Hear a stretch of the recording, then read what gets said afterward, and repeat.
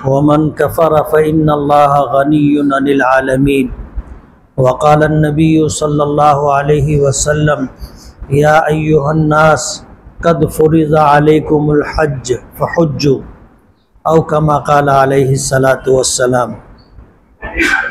बुज़ुर्गान मुहतरम और अज़ीज़ दोस्तों, हज के अमाल व अरकान अल्लाह ताला के कुछ महबूब और मकबूल बंदों के अमाल हैं जिन्हें अल्लाह ताला ने शर्फ़ क़बूलियत अता की, और उन तमाम अमाल और इबादात को मनासिक हज के एतबार से हज के अमाल हज में शामिल कर दिया। कल मैंने तज़किरा किया था कि अगर हज को देखा जाए तो हज में एक तो बैतुल्लाह का तवाफ़ है, सफ़ा मरवा की सई है, मिना का क़याम है, अरफात और मुज़दलिफ़ा का वक़ूफ़ है, मिना में रमिए जमरात है, और कुर्बानी है, हुदूद हरम में कुर्बानी है। ये वो अमाल है जो हज के अमाल कहलाते हैं, और इन अमाल को अंजाम देने वाली शख्सियतें अलग अलग हैं। अल्लाह के महबूब और मकबूल बंदों के अमाल हैं, अल्लाह ने कबूल फरमाया, पसंद फरमाया, और इसे हज के अमाल व अरकान के तौर पर इसे मनासिक हज करार दिया। और कल मैंने ये बात भी बताई थी कि अंबिया किराम अलैहिमुस्सलातु वस्सलाम भी हज किया करते थे, लेकिन उनका हज ये हज नहीं था। अल्लाह के घर पर हाजिरी हो जाए, बैतुल्लाह की इमारत थी तो भी वो आते थे, नहीं थी तो भी वो आते थे। तो ये अल्लाह ताला के महबूब बंदों के मकबूल आमाल का मजमुआ है जिसे हज कहा जाता है।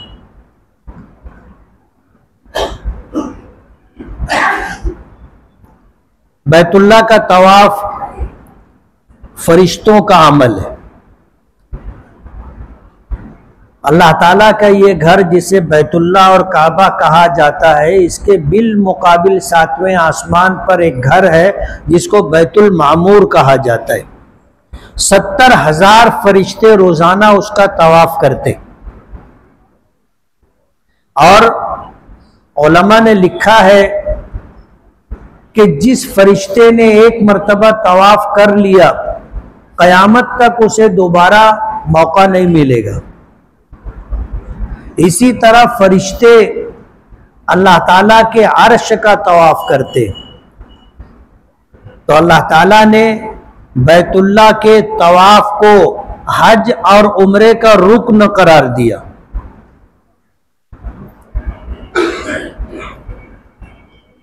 सफ़ा मरवा की सई हजरत हाजरा रजी अल्लाह ताला अन्हा का अमल है।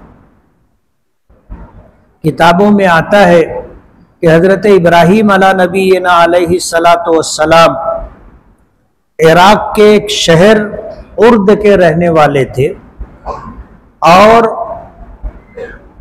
ऐसे घर के फर्द थे, ऐसे खानदान के फर्द थे कि जो खानदान बुत बनाया करता था, बेचा करता था। हजरत इब्राहीम ऐसे खानदान, ऐसे घर में पैदा हुए थे, और अंबिया किराम अलैहिमुस्सलातु वस्सलाम के मुताल्लिक आता है कि नबूवत मिलने से पहले भी उनका कोई अमल तौहीद के खिलाफ नहीं होता, और उनकी जात और शख्सियत से ऐसा कोई फेल अमल सादिर नहीं होता जिस पर उंगली उठाई जा सके। जाहिर बात है, नबूवत मिलने से पहले अगर उनकी शख्सियत और उनकी जिंदगी बेदाग नहीं रहेगी तो नबूवत मिलने के बाद लोग एतराज करेंगे। बहुत मशहूर मिसाल है कि 100 चूहे खा के बिल्ली हज को चली। जाहिर बात है, अगर शख्सियत दागदार रहेगी और फिर उनको नबूवत और रिसालत अता की जाएगी तो लोग एतराज करेंगे। इसलिए अहले सुन्नत वल जमात का अकीदा है कि अंबिया किराम अलैहिमुस्सलातु वस्सलाम मासूम होते, यानी अल्लाह ने उन्हें इस्मत अता की, और अगर वो कोई ऐसा काम करना चाहे जो अल्लाह की नाफरमानी में शामिल होता है, शुमार होता है, तो वो उसको नहीं कर सकते।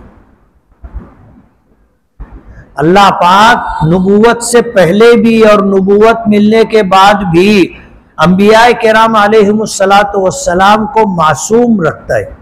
हुजूर पाक सल्लल्लाहु अलैहि वसल्लम की सीरत में आता है कि आप नबूवत मिलने से पहले लोगों की बकरियां चराया करते थे। इमाम बुखारी रहमतुल्लाह अलैह ने बुखारी शरीफ में इस बात को जिक्र किया है कि एक खातून जब हुजूर के पास आई तो नबूवत की हैबत की वजह से कांप रही थी, और आपने ये फरमाया है कि जब कोई शख्स मेरे पास आने लगता है तो 1 महीने की मसाफत पर होता है, अल्लाह पाक उस मेरी हैबत उसके दिल में वहीं से डाल देते। तो लोग आपकी मजलिस में आते थे तो हैबत की वजह से लोगों की कैफियत मुख्तलिफ होती थी। एक खातून आई, वो कांप रही थी, तो हुजूर ने तसल्ली दी, और तसल्ली देते हुए जो बात फरमाई थी वो हम लोगों के लिए इबरत की बात है। हम लोग अपनी औकात भूल जाते, अपना माजी भूल जाते। हुजूर ने फरमाया कि अल्लाह की बंदी, मैं एक ऐसी औरत का बेटा हूं जो सूखा गोश्त खाया करती थी,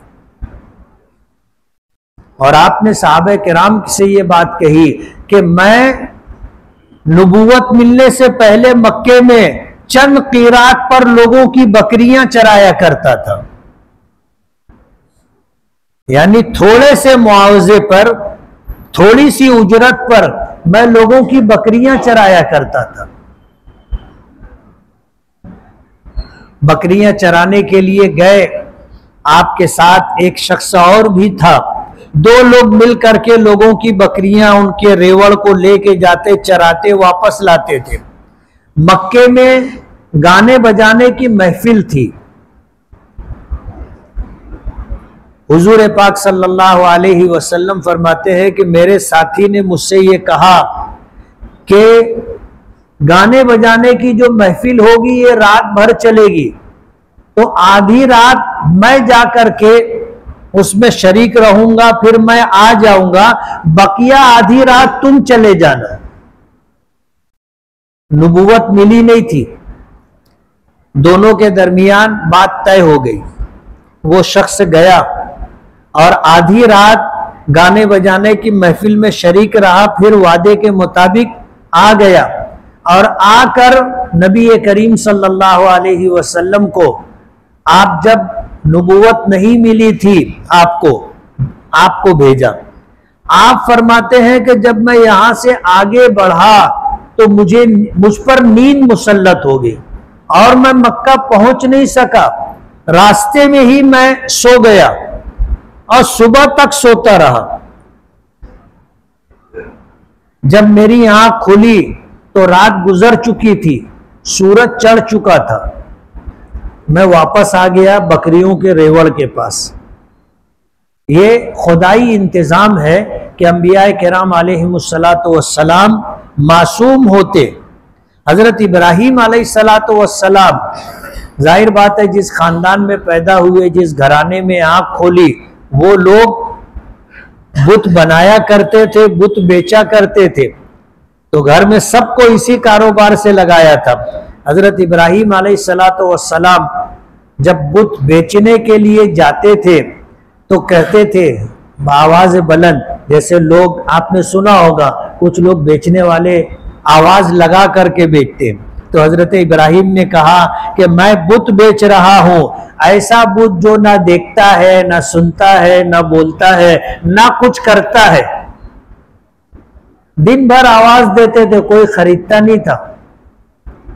1 दिन हो गया, 2 दिन हो गया, घर वाले भी हैरान हो गए कि सब लोग बेच बाच के आते हैं, इनके पास से क्यों नहीं बिकता। मालूमात मिली कि ये ऐसी आवाज लगाते हैं। घर वालों ने समझाया। कुरान करीम में पूरी तफसील है कि हजरत इब्राहीम और उनके वालिद के दरमियान क्या बातचीत हुई। कुरान करीम में इस बात को अल्लाह पाक ने जिक्र किया। हजरत इब्राहीम ने अपने वालिद को समझाने की कोशिश की। जाहिर बात है, धंधा खत्म हो जाता, कारोबार मिट जाता। हजरत इब्राहीम को घर से निकाल दिया गया। हजरत इब्राहीम अपनी बीवी हजरत सारा रजी अल्लाह ताला अन्हा को लेकर के हिजरत की, इराक से मुल्क शाम की तरफ जा रहे थे। रास्ते में मिस्र पड़ा और मिस्र में जो फिरौन था, पूरे मुल्क में अगर कोई खूबसूरत औरत उसको पसंद आ जाती तो उसको उठवाकर अपने महल में मंगवा लिया करता था। हजरत सारा रजी अल्लाह ताला अन्हा की खूबसूरती का तस्करा उस तक पहुंच गया और हजरत इब्राहीम अपनी बीवी हजरत सारा और अपने भतीजे हजरत लूत के साथ इराक से निकलकर मुल्क शाम जा रहे थे और मिस्र पहुंचे थे। फिरौन ने लश्कर को फौजियों को भेजकर हजरत सारा को उठवा लिया और महल में मंगवा लिया। और किस्सा मुख्तसर ये कि जब बुराई के इरादे से हजरत सारा रजी अल्लाह ताला अन्हा की तरफ उसने कदम बढ़ाए तो जमीन ने उसके कदम पकड़ लिए, आगे नहीं बढ़ सका और जमीन ने पैर छोड़ा नहीं। वो हैरान हो गया कि ये क्या मुसीबत आ गई। उसने हजरत सारा रजी अल्लाह ताला अन्हा की तरफ देखा तो उसके दिल में इस बात का इल्का हो गया कि ये औरत कोई नेक खातून है जिसकी वजह से मुझ पर ये हालात आए। उसने अपना इरादा बदल दिया कि मैं इस खातून के साथ दस्तदराजी नहीं करूंगा। जमीन ने पैर छोड़ दिए। उसे यकीन हो गया कि हाँ यही मामला है, लेकिन फिर नफ्स गालिब आया, फिर बुराई के इरादे से बढ़ने की कोशिश की। जमीन ने फिर पैर पकड़ लिए। उसने तौबा की और हजरत सारा रजी अल्लाह ताला अन्हा को इज्जत व एहतराम के साथ रुखसत किया। तारीख में आता है, किताबों में ये बात मिलती है कि उसने अपनी बेटी जिसका नाम हाजरा था हजरत सारा रजी अल्लाह ताला अन्हा की खिदमत के लिए दे दिया। बाज लोग कहते हैं कि ये हाजरा जो थी वो फिरौन की बांदी थी, हजरत सारा को दे दी कि ये आपकी खिदमत करेगी। हजरत सारा हजरत हाजरा को लेकर हजरत इब्राहीम अलैहिस्सलातु वस्सलाम के पास वापस आई और फिर इन लोगों का सफर आगे हुआ, मुल्क शाम पहुंचे। और किस्सा मुख्तसर ये कि वहां जाने के बाद हजरत सारा रजी अल्लाह ताला अन्हा बीवी थी और निकाह किए हुए जमाना गुजर गया था, औलाद नहीं थी। हजरत सारा के दिल में बात यह आई कि हजरत हाजरा का निकाह हजरत इब्राहीम से करवा दिया जाए, हो सकता है अल्लाह औलाद की नेमत से नवाज दे। मियाँ बीवी का मशवरा हुआ। हजरत सारा ने हजरत इब्राहीम अलैहिस्सलातु वस्सलाम के सामने ये बात रखी। और अरबों में ये कोई मायूब बात नहीं है। एक से जायद निकाह करना वहां की तहजीब में शामिल है। तो हजरत सारा ने यह बात हजरत इब्राहीम के सामने रखी और मियाँ बीवी के मशवरे से यह बात तय हो गई और हजरत हाजरा हजरत इब्राहीम अलैहिस्सलातु वस्सलाम के निकाह में आ गई। अल्लाह पाक ने हजरत हाजरा के जरिए औलाद अता की जिसका नाम इस्माइल रखा गया। जब औलाद हो गई तो हजरत सारा रजी अल्लाह ताला अन्हा को महरूमी का एहसास होने लगा और औलाद हो जाने के बाद हजरत इब्राहीम के भी दिल में औलाद की मोहब्बत आ गई। फितरी बात है। और हजरत सारा रजी अल्लाह ताला अन्हा को भी महरूमी का एहसास होने लगा। उन्होंने हजरत इब्राहीम से ये बात कही कि ये माँ बेटे को मेरी नज़रों के सामने से हटा दिया, मैं इन्हें देखती हूँ तो मुझे महरूमी का एहसास होता है। और हजरत इब्राहीम के दिल में हजरत इस्माइल की मोहब्बत आ गई, अल्लाह पाक की तरफ से भी इम्तिहान आ गया। और वो इम्तिहान ये था कि अब ये माँ बेटे यानी हाजरा और इस्माइल को आप ले जाओ और ले जाकर वादी गैर ज़ी ज़रा, जहां आज अल्लाह का घर है काबा, जहां आज मक्का मुकर्रमा है, वहां छोड़ करके आ जाओ। अंबिया किराम अलैहिमुस्सलातु वस्सलाम कभी भी और किसी भी हालत में अल्लाह की नाफरमानी नहीं करते, अल्लाह के हुक्म की तामील करते। हजरत इब्राहीम अलैहिस्सलातु वस्सलाम हजरत हाजरा और दूध पीते बेटे इस्माइल को लेकर मुल्क शाम से चले और मक्का मुकर्रमा जहां आज आबाद है उस मकाम पर पहुंचे। वहां पर कोई आबादी उस वक्त नहीं थी, अल्लाह का ये घर भी नहीं था जिसे हम काबा कहते, मिट्टी का एक टीला था। अल्लाह पाक की तरफ से यहां आने का और मां बेटे को छोड़कर वापस चले आने का हुक्म था। और मुल्क शाम और मक्का मुकर्रमा के दरमियान तकरीबन 1000 किलोमीटर का फासला है। आज के जमाने में यह फासला तेज तरीन सवारी से मुख्तसर वक्त में तय हो जाता है। उस जमाने में जो सवारी थी उसके हिसाब से काफी लंबा टाइम लगता, लेकिन हजरत इब्राहीम ने अल्लाह के हुक्म की तामील की और हजरत हाजरा और हजरत इस्माइल को लेकर के चले और सफर करते करते करते करते इस मकाम पर पहुंचे। और यहां आने के बाद अल्लाह के हुक्म पर माँ बेटे यानी बीवी हाजरा और बेटे इस्माइल को उस मकाम पर छोड़कर वापस जाने लगे। एक मिश्कीजा पानी का और एक थैली खजूर की उनके सुपुर्द की और वापस होने लगे। बशरी तकाजों के पेशे नजर हजरत इब्राहीम भी इस बात को समझ रहे थे कि यहां ना कोई साया है, ना कोई घर है, ना पानी का कोई इंतजाम है, ना खाने का कोई नज्म है। इस हालत में इनको यहां छोड़ करके जाना मौत के मुंह में छोड़ करके जाना है। अल्लाह पाक का इम्तिहान था और अल्लाह के हुक्म की तामील में हजरत इब्राहीम इन दोनों को छोड़ करके जाने लगे। तो हजरत हाजरा ने आवाज दी कि इब्राहीम हमें यहां कहां छोड़ करके जा रहे हो। जाहिर बात है अल्लाह का यह हुक्म हजरत इब्राहीम को मालूम था, हजरत हाजरा को नहीं मालूम था। लेकिन जब हजरत इब्राहीम जाने लगे तो हजरत हाजरा ने आवाज दी कि इब्राहीम तुम हमें कहां छोड़ करके जा रहे हो। अरबों में शौहर का नाम लेना कोई मायूब नहीं समझा जाता। हम लोग बहुत मायूब समझते हैं कि बीवी शौहर का कभी नाम नहीं लेती, और कहीं तस्करा करना होगा तो हर एक का अपना अंदाज होता है। मुन्नुआ के अब्बा, कोई भी ऐसा जुमला होता है या बोल दे वो ऐसा बोले रहे, नाम नहीं लेते। अरबों में नाम लेना कोई मायूब बात नहीं। तो हजरत हाजरा ने आवाज दी और उसके बाद आगे बढ़ करके हजरत इब्राहीम का कपड़ा पीछे से पकड़ लिया और कहा कि हमें यहां कहां छोड़ करके जा रहे हो। ये पूरा वाकया इमाम बुखारी रहमतुल्लाह अलैह ने बुखारी शरीफ में जिक्र किया है। हजरत इब्राहीम कोई जवाब नहीं दे पाए। हजरत हाजरा ने पूछा कि क्या ये अल्लाह का हुक्म है।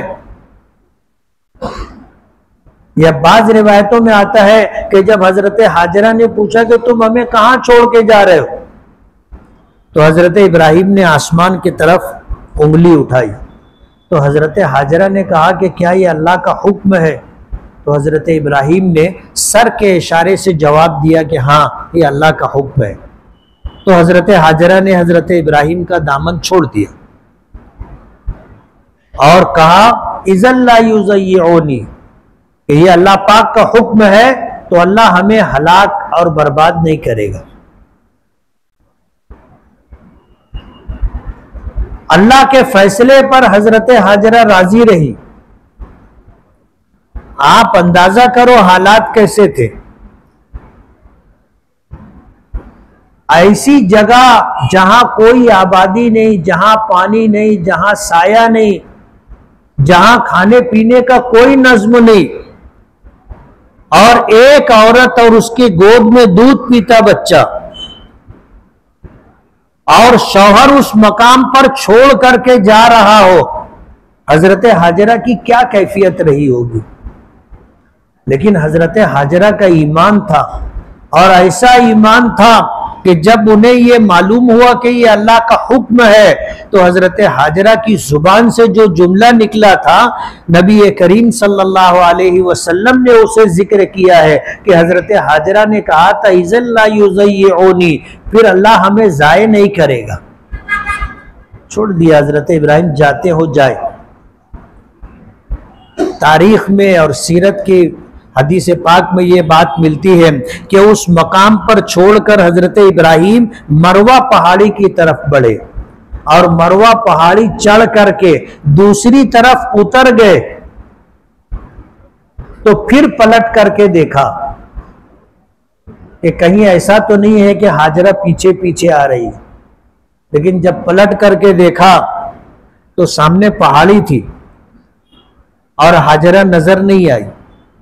जाहिर बात है वो पहाड़ी के उस तरफ थी और इस तरफ हजरत इब्राहिम थे। हजरत इब्राहिम अलैहिस्सलातु वस्सलाम ने उस मकाम पर दुआ मांगी जिसे सूरे अंबिया में अल्लाह पाक ने जिक्र किया है। हजरत इब्राहिम ने अल्लाह की बारगाह में हाथ उठाकर दुआ की, रब्बना इन्नी अस्कंतु मिन ज़ुर्रियती बिवादिन गैरि ज़ी ज़रइन इंद बैतिकल मुहर्रम रब्बना लियुकीमुस्सलाह फजअल अफ़इदतम मिनन नास तहवी इलैहिम वरज़ुक़हुम मिनस समराति लअल्लहुम यशकुरून। पूरा रुकू है, पूरा रुकू है कि हमारे परवरदिगार तेरे हुक्म पर बीवी बच्चे को ऐसी वादी में छोड़ करके जा रहा हूं जहां ना पानी है, जहां ना दाना है, ना घास है, ना खेती होती है, कुछ भी नहीं है। तेरे हुक्म की तामील में छोड़ करके जा रहा हूं। फजअल अफ़इदतम, क्यों छोड़ के जा रहा हूं? ताकि ये नमाजों को कायम करे।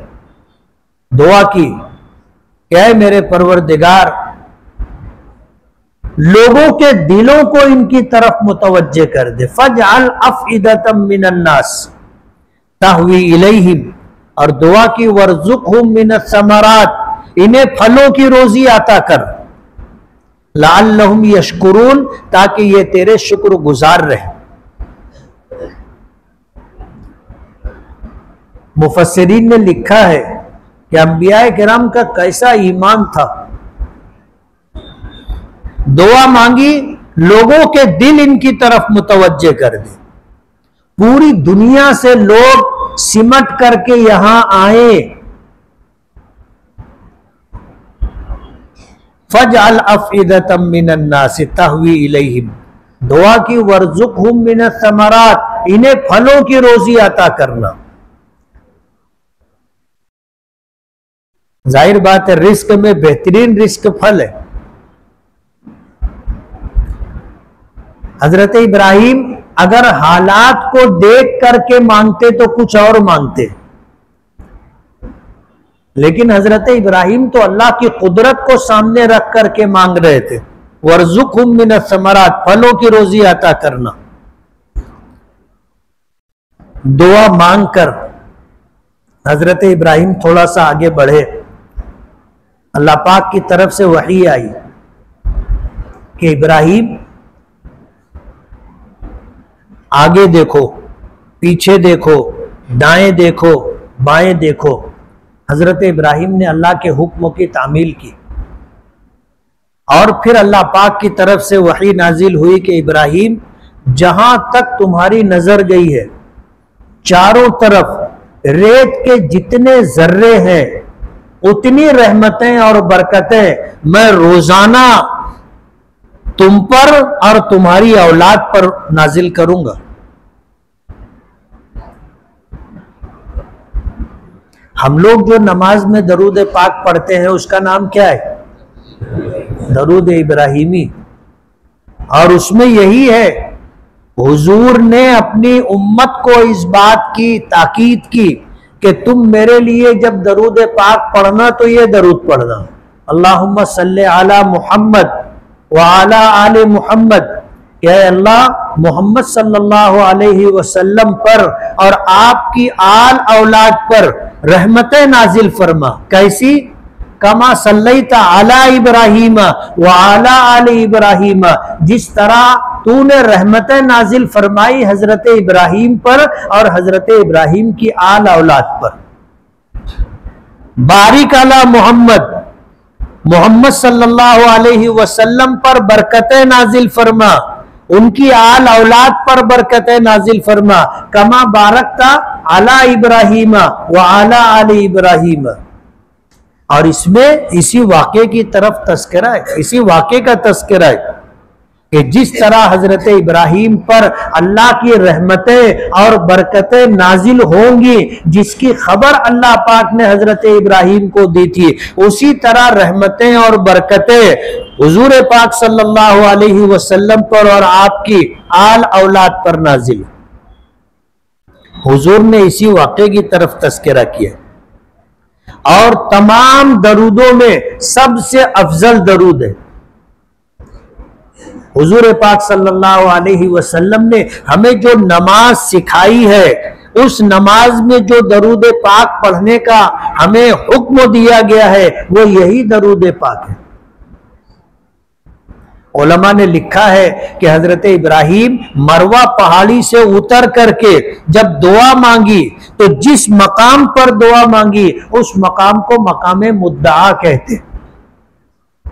और जब वहां से आगे बढ़े और अल्लाह पाक की तरफ से वही नाजिल हुई कि इब्राहिम आगे पीछे दाएं बाएं देखो, जब हजरत इब्राहिम ने देखा तो अल्लाह पाक की तरफ से ये बशारत आई और ये इनाम मिला कि चारों तरफ जहां तक तुम्हारी नजर गई है, रेत के जितने जर्रे हैं, सहरा में जितने जर्रे हैं, उतनी रहमतें और बरकतें रोजाना मैं तुम पर और तुम्हारी औलाद पर नाजिल करूंगा।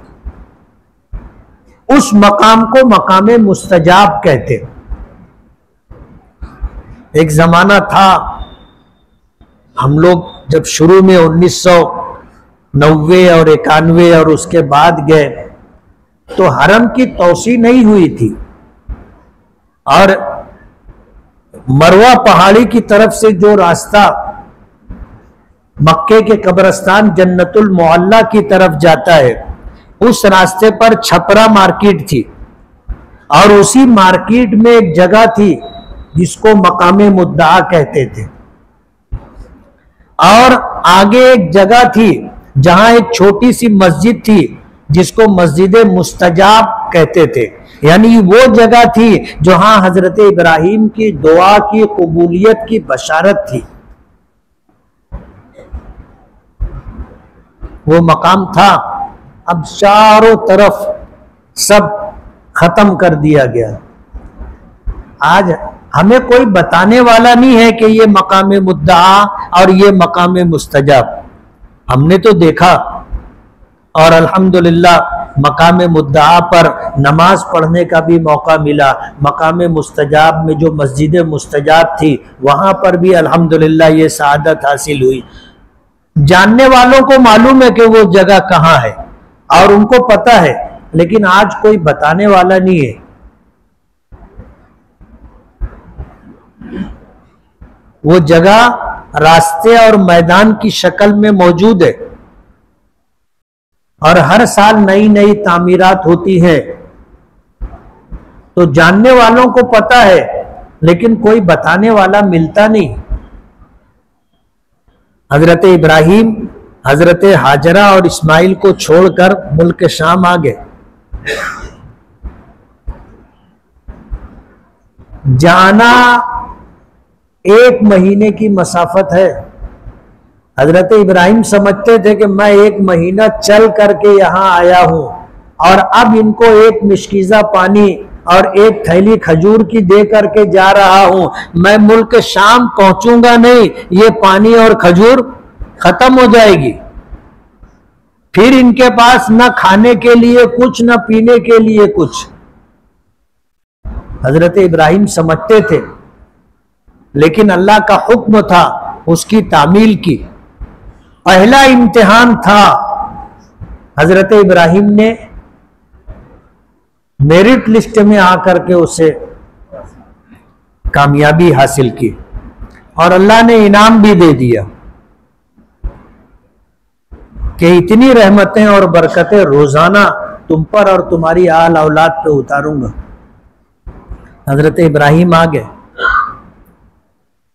मुल्क शाम आ जाने के बाद एक जमाना गुजरा।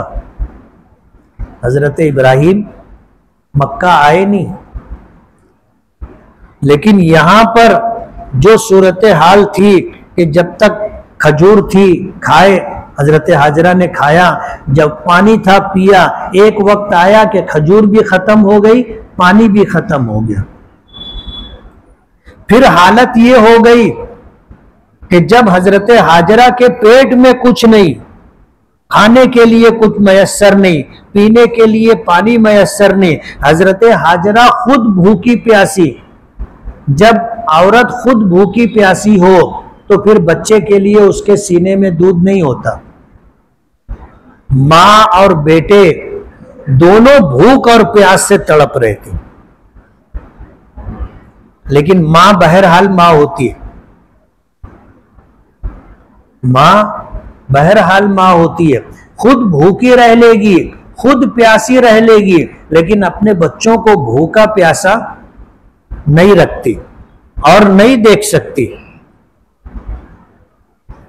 जब हालत दिगरगू होने लगी तो हजरत इस्माइल को वहां जमीन पर लेटाया और सफा पहाड़ी की तरफ गई और ऊपर चढ़ करके चारों तरफ देखा, कहीं पर कोई आबादी नजर आ जाए, कहीं पानी नजर आ जाए, कोई जाने वाला काफिला नजर आ जाए, कुछ नजर नहीं आया। सफा से उतरी और मरवा की तरफ, सामने पहाड़ी थी, आधा किलोमीटर के फासले पर, उस तरफ आगे बढ़ी। दरमियान में जो दोनों पहाड़ों के दरमियान गहराई का हिस्सा था, जिसको वादी कहा जाता है, नशेबी इलाका, गहरा हिस्सा, जब वहां पर आई तो हजरत बच्चा नजर नहीं आ रहा था, तो वहां से उन्होंने दौड़ना शुरू किया कि जल्दी से ये इतना हिस्सा तय हो जाए ताकि बच्चा नजरों में रहे। भाग करके उतना फासला तय किया और फिर जब बच्चा नजर आने लगा तो चल करके मरवा पर पहुंची। ऐसे 7 चक्कर लगाए, सफा से मरवा 1 चक्कर, मरवा से सफा 1 चक्कर, 7 चक्कर लगाए। 7वां चक्कर जब पूरा हुआ तो उन्हें ऐसा महसूस हुआ कि कहीं आहट सुनाई दी, जैसे कोई गुजरता है तो आहट सुनाई देती है। अब जाहिर बात है सुनसान इलाका था, ना आदमजाद, 3 तरफ ऊंचे ऊंचे पहाड़ और बीच में वादी का हिस्सा।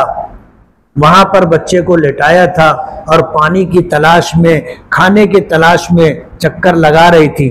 पलट करके देखा तो वहां पर एक शख्स को खड़ा हुआ पाया। हजरत हाजरा खौफ खा गई, डर गई, ये कौन है?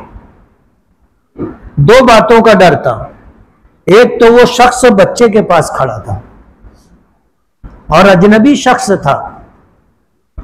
हजरत हाजरा के दिल में यह खौफ आया कि बच्चे के पास खड़ा है, इसके इरादे अच्छे नहीं दिखते, कौन है, क्या है। दूसरी बात यह कि वो खुद औरत जात थी ना, एक औरत तन्हा हो और तन्हाई हो, कोई दूसरा ना हो, कोई पराया अजनबी आदमी आ जाए तो औरत को सबसे पहले अपनी जात का, अपनी इज्जत का ख्याल आता है, मेरा क्या होगा। हजरत हाजरा हिम्मत करके बच्चे की तरफ आई और पूछा, तुम कौन हो, यहां कैसे? तो वो शख्स इंसानी शक्ल में हजरत जिब्राइल थे। बच्चा भूख और प्यास से तड़प रहा था। जिस जगह हजरत इस्माइल एड़ियां रगड़ रहे थे, हदीस में आता है कि जिब्राइल ने वहां पर अपने पर मारे तो पानी का चश्मा जारी हुआ। जब पानी का चश्मा जारी हुआ तो हजरत हाजरा की तो यही चाहत थी और यही मुराद थी। फौरन वो रेत का घेरा उन्होंने बनाने की कोशिश की कि ये पानी बह ना जाए, उसको रोकने, जमा करने का ख्याल दिल में आया और उनकी जुबान से निकला जम जम, जिसका उर्दू में तर्जुमा करेंगे रुक जा, रुक जा, ठहर जा। उस पानी का नाम ही जमजम पड़ गया। और ये दुनिया का वाहिद पानी है जो इंसान की प्यास भी बुझाता है और भूख भी मिटाता है। इस पानी के अलावा पूरी दुनिया में ऐसा कहीं आपको पानी नहीं मिलेगा जो इंसान की भूख भी मिटा दे। अब हजरत हाजरा वही पानी पीती रही जो उनकी भूख भी मिटाता था और प्यास भी बुझाता था, और हजरत इस्माइल को दूध पिलाती रही।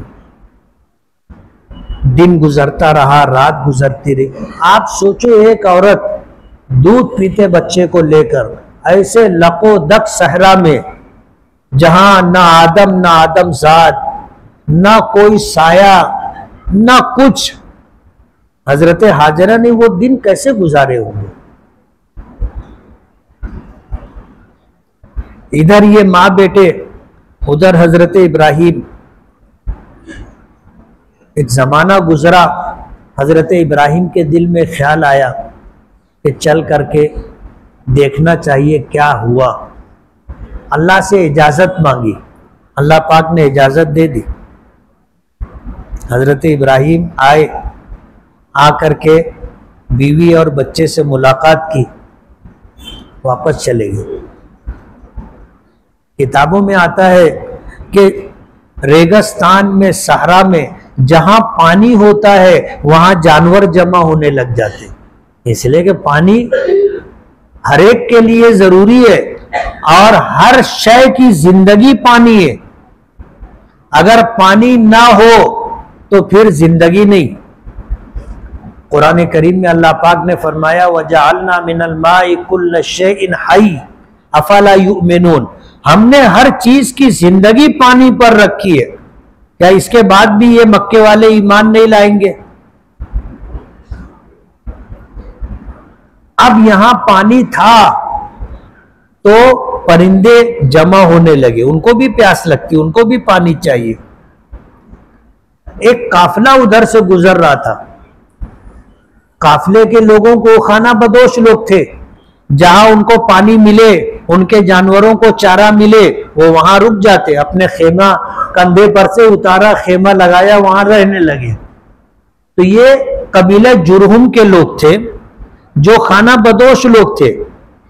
सर्दी कहां गुजारने का, गर्मी कहां गुजारने का, बारिश कहां गुजारने का उनकी एक रूटीन थी। इस रास्ते से गुजरते हुए उन्होंने परिंदे देखे तो उनको पता था कि जहां पानी रहता है वहां परिंदे आते। तो उन्होंने एक आदमी को भेजा कि यार जाके देखो तो ये परिंदे हैं, इसका मतलब है कि यहां पानी है। जमाना गुजर गया, हम इधर से आते जाते रहे, न कभी परिंदा देखा न कभी पानी देखा। एक आदमी को भेजा, वो आदमी आया तो देखा कि यहाँ तो पानी का चश्मा है और एक औरत है और उसके साथ एक बच्चा भी है। उसने देखा और हैरान हुआ, वापस गया। उसने अपने काफिले के जिम्मेदार को बताया कि वहां पानी का चश्मा है। वो सब लोग आए और आ करके उन्होंने देखा कि हाँ यहाँ तो पानी है, तो उन्होंने हजरत हाजरा से कहा, पूछा कि हम यहाँ रुक सकते? तो हजरत हाजरा ने कहा कि हाँ। कहा पानी ले सकते हैं? कहा कि हाँ ले सकते हो, लेकिन पानी पर तुम्हारा हक नहीं होगा। तुम पानी जो लगे जितना लगे ले लो, लेकिन तुम्हारा पानी पर हक नहीं रहेगा। अंधा क्या चाहे, पानी मिलना चाहिए बस, ठीक है, चश्मा तुम्हारी मिल्कियत हमारी नहीं, लेकिन हमको पानी मिलेगा। बोले हाँ मिलेगा। तो वो लोग वहां पे रुक गए। ये मक्का मुकर्रमा की आबादी की बुनियाद।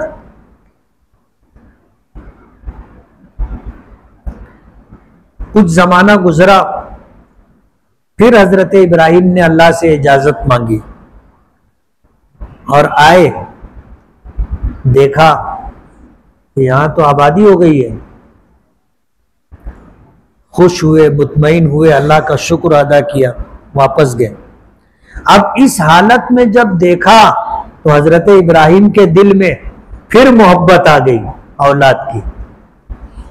जब पहले मोहब्बत जोश मारी थी, अल्लाह ने हुक्म दिया कि वहां छोड़ के आ जाओ, छोड़ दिया। अब जब इस हालत में देखा तो फिर वही बात दिल में आ गई। अल्लाह पाक की तरफ से फिर इम्तिहान आया। रात में सोए तो ख्वाब देखा कि मैं अपने बेटे इस्माइल को ज़िबा कर रहा हूं। अंबिया किराम अलैहिमुस्सलातु वस्सलाम का ख्वाब भी अल्लाह का हुक्म होता है, वही होती। हुजूर पाक सल्लल्लाहु अलैहि वसल्लम ने फरमाया कि सच्चा ख्वाब नबूवत का 46वां हिस्सा है। नबूवत का 46वां हिस्सा है। और जो आदमी जितना सच्चा होता है उसका ख्वाब भी उतना सच्चा होता है, और जितना झूठा होता है उसका ख्वाब भी उतना झूठा होता है। तो इसलिए किसी ने ख्वाब देखा हो तो ताबीर पूछने से पहले अपने हालात को देख लेना चाहिए कि मैं कितना सच्चा या कितना झूठा हूं। अगर अपने सच्चे हैं और सच बोलने का एहतमाम करते हैं तो इस ख्वाब की ताबीर पूछना चाहिए। और अगर अपने ऐसे नहीं है, रात दिन सबको जो है टोपी पहनाते रहते हैं, तो फिर ख्वाब देखने के बाद ताबीर पूछने की जरूरत नहीं है। ऐसे आदमी की ख्वाब की कोई ताबीर नहीं होती। अंबिया किराम अलैहिमुस्सलातु वस्सलाम से ज्यादा सच्चा कौन होगा? इसलिए उनका ख्वाब भी अल्लाह का हुक्म होता है। सुबह हुई, हजरत इब्राहिम ने 100 ऊंट ज़िबा किए, इसलिए कि एक जान की दियत 100 ऊंट है। दूसरे दिन सोए, रात में फिर ख्वाब देखा कि अपने बेटे इस्माइल को ज़िबा कर रहा हूं, फिर 100 ऊंट कुर्बान किए। तीसरी रात फिर सोए, फिर ख्वाब देखा कि अपने बेटे इस्माइल को ज़िबा कर रहा हूं, फिर सुबह उठ करके 100 ऊंट ज़िबा किए। लेकिन ये समझ गए कि अल्लाह पाक मेरे बेटे की कुर्बानी चाहते हैं, मुझे हुक्म है। फिर मुल्क शाम से मक्का मुकर्रमा आए और हजरत इस्माइल को साथ में लिया, छुरी ली, रस्सी ली और मक्के से चले, मिना पहुंचे। मिना पहुंचने के बाद अपने बेटे इस्माइल से मशवरा किया, जो बड़े हो गए थे, समझदार हो गए थे। सूरह साफात में अल्लाह ने इस वाक़े को जिक्र किया है। हजरत इब्राहिम ने हजरत इस्माइल से कहा कि या बुनैया इन्नी आरा फिल मनाम अन्नी अज़बहुका फंजुर माज़ा तरा, कि बेटे मैंने ख्वाब देखा है कि मैं तुझे अपने हाथों से ज़िबा कर रहा हूं, तेरी क्या राय? फंजुर माज़ा तरा, तेरी क्या राय? अब अगर हमसे कोई पूछे तो हम क्या बोलेंगे?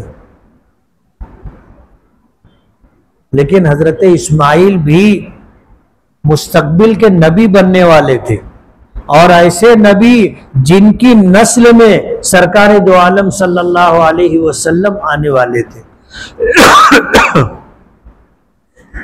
हजरत इस्माइल ने जवाब दिया या अबति फ़अल मा तुअमर सतजिदुनी इंशाअल्लाहु मिनस साबिरीन। क्या मेरे अब्बा, आप वो कर गुजरिए जिस बात का आपको हुक्म दिया गया है, आप मुझे इंशाअल्लाह सब्र करने वालों में पाएंगे। बाप बेटे अल्लाह की मंशा पर एक तो कुर्बान करने के लिए तैयार हो गया और एक कुर्बान होने के लिए तैयार हो गया।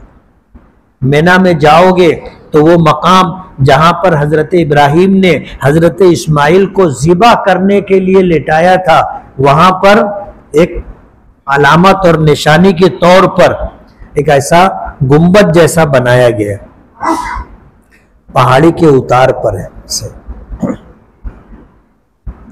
हजरत इब्राहिम ने हजरत इस्माइल को लेटाया। किताबों में आता है कि हजरत इस्माइल ने ज़िबा होने से पहले अपने वालिद से कहा कि छुरी तेज कर ले, ताकि अल्लाह के हुक्म में ताखीर न हो।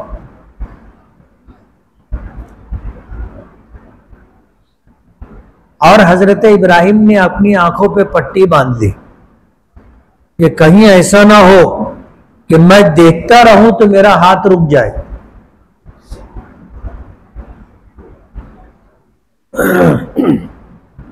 और हजरत इस्माइल ने कहा कि जब आप मुझे ज़िबा कर देंगे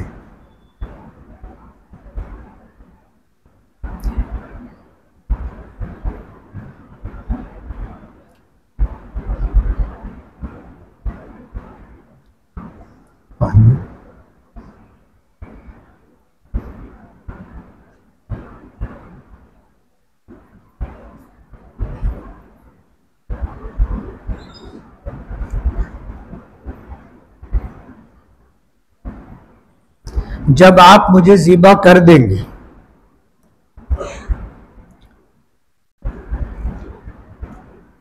तो मेरे पास जो है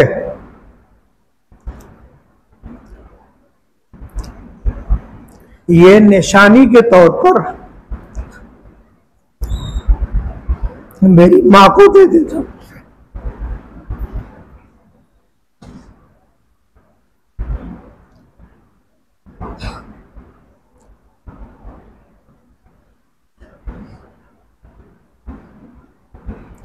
उसके बाद कुर्बानी का अमल शुरू हुआ। हजरत इब्राहिम ने हजरत इस्माइल को औंधे मुंह जमीन पर लेटा दिया और आंखों पे पट्टी बंधी हुई थी। सर के बालों से सर को ऊपर उठाया और छुरी गले पर रख दी।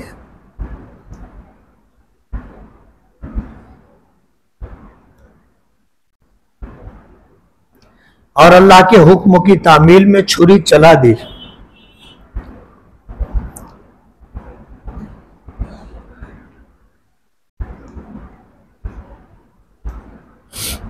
गर्म गर्म खून जब हाथों पर और पैरों पर लगा,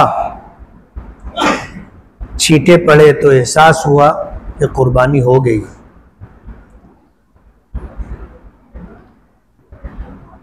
हजरत इब्राहिम ने आंखों से पट्टी हटाई तो देखा कि मेंढा ज़िबा हुआ है और जिब्राइल खड़े हैं और उनके साथ हजरत इस्माइल भी खड़े हैं। तो हजरत जिब्राइल ने इस अमल के बाद कहा कि कद सद्दक़त रुया, कि इब्राहिम तुमने अपना ख्वाब सच कर दिखाया। इन्ना हाज़ा लहुवल बलाउल मुबीन, कि ये बहुत सख्त इम्तिहान था, बहुत बड़ा इम्तिहान था जो तुमने कामयाबी के साथ हमकिनार किया। मुफस्सिरीन लिखते हैं कि हजरत जिब्राइल को अल्लाह पाक का हुक्म हुआ कि देखो इब्राहिम ने इस्माइल को ज़िबा करने के लिए जमीन पर लेटा दिया है, आंखों पे पट्टी बांध ली है और गले पर छुरी रख दी है। छुरी चलने से पहले जन्नत से मेंढा लेकर के जाओ और इस्माइल का गला छुरी से हटा करके मेंढे का गला रख दो। हजरत जिब्राइल ने आने वाहिद में अल्लाह के हुक्म की तामील की। मुफस्सिरीन ने लिखा है कि किसी नबी ने हजरत इब्राहिम से पूछा, हजरत जिब्राइल से पूछा था कि जिब्राइल, जब ये अमल हो रहा था तो तुम कहां थे? तो हजरत जिब्राइल ने कहा कि मैं 7वें आसमान पर था। मुझे अल्लाह का हुक्म हुआ कि एक लम्हे में जन्नत से मेंढा लेकर के जाना और इब्राहिम का गला छुरी से, इस्माइल का गला छुरी के नीचे से हटा करके मेंढे का गला रखना। तो अल्लाह के उस नबी ने पूछा कि तुम्हें अल्लाह के हुक्म की तामील में कभी मशक्कत हुई? तो कहने लगे कि हाँ, 3 मर्तबा। एक तो हजरत इस्माइल की कुर्बानी के मौके पर जन्नत से मेंढा लेकर के मुझे पहुंचना था, और दूसरा मौका जब हजरत यूसुफ को उनके भाइयों ने कुएं में फेंका था तो मुझे हुक्म हुआ, मैं 7वें आसमान पर था, कि इस्माइल कुएं की, यूसुफ कुएं की तह तक ना पहुंचने पाए, उससे पहले जाकर के उनको संभालो।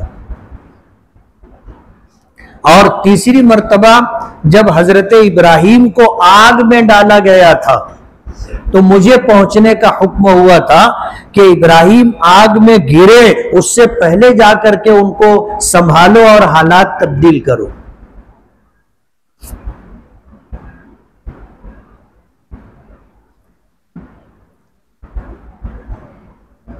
हजरत जिब्राइल ने कहा कि इब्राहिम, तुमने अपना ख्वाब सच कर दिखाया, और ये बहुत बड़ी आजमाइश थी, बहुत बड़ी आजमाइश। जब हजरत इस्माइल को ज़िबा करने के लिए लेकर जा रहे थे तो रास्ते में शैतान ने हजरत इब्राहिम को गुमराह करने की कोशिश की। क्या बोले, ख्वाब देखे और बेटे को ज़िबा करने लेकर के जा रहे हो? कहीं ऐसा होता है कि बाप बेटे को ज़िबा करे? हजरत इब्राहिम ने जमीन से कंकर उठाए और शैतान को मारा। कुछ आगे बढ़े फिर यही सूरत हाल बनी, फिर कुछ आगे बढ़े फिर यही सूरत हाल बनी। 3 जगह शैतान को कंकर मारे थे।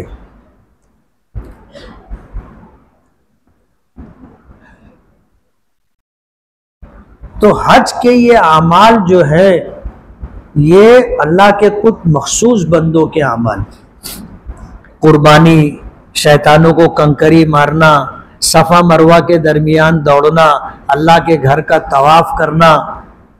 हुजूर ने जब हज किया तो आप अरफात गए, वहाँ आपने वकूफ़ किया, फिर वहाँ से मुज़दलिफ़ा आए, वहाँ आपने वकूफ़ किया, फिर आप मिना आए। मिना आने के बाद तीनों शैतानों को, पहले दिन जमरे अक़बा को, बड़े शैतान को कंकरी मारी, और उसके बाद फिर दूसरे दिन तीनों शैतानों को कंकरी मारी, फिर तीसरे दिन तीनों शैतानों को कंकरी मारी।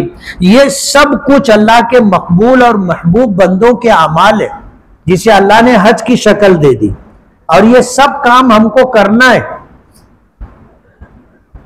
जब ये काम हम करेंगे और ये पूरी तफसील हमारे जहन में होगी तो इन अमाल को करते हुए हमें अच्छा लगेगा, मजा आएगा, लज्जत मिलेगी।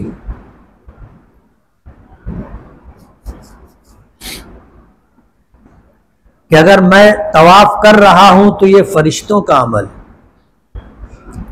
और अल्लाह का मुझ पर बेपनाह करम है, मैं जितना चाहूं उतना तवाफ कर लूं।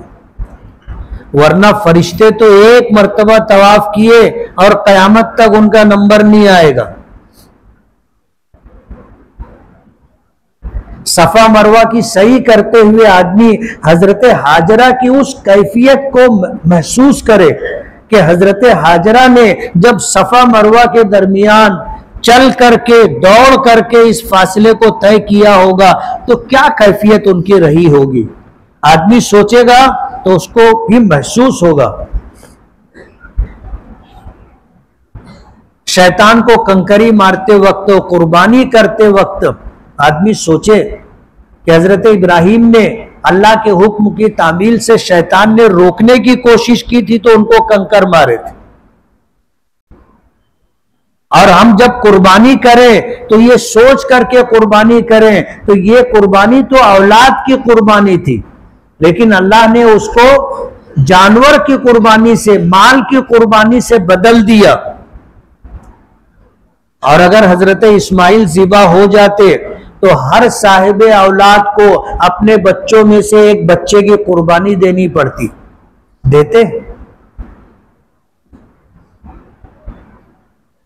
बहुत मुश्किल था। अल्लाह पाक जानते थे कि ये काम लोग कर नहीं सकेंगे, इसलिए अल्लाह ने औलाद की कुर्बानी को जानवर की कुर्बानी से बदल दिया। तो कुर्बानी करते हुए आदमी को समझना चाहिए, जो लोग जानवर पाल लेते हैं, साल 2 साल 1.5 साल जानवर को पाल करके फिर जब उसकी कुर्बानी करते तो उनको पता चलता कि कुर्बानी किसको बोलते हैं। कुर्बानी हो तो जाती, घर के सब लोग रोते रहते ना, और उस जानवर का गोश्त तो घर वाले नहीं खाते, खा नहीं पाते। अगर औलाद की कुर्बानी करनी होती तो कैसे करते हम लोग।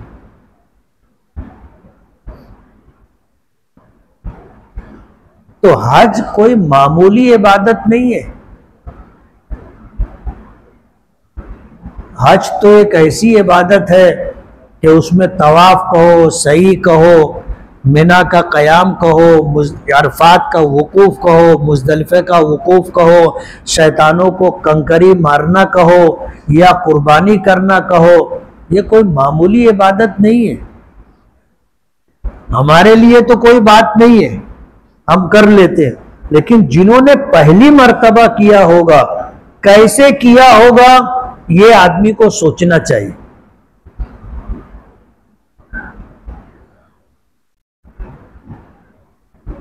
हम हज के लिए जा रहे हैं।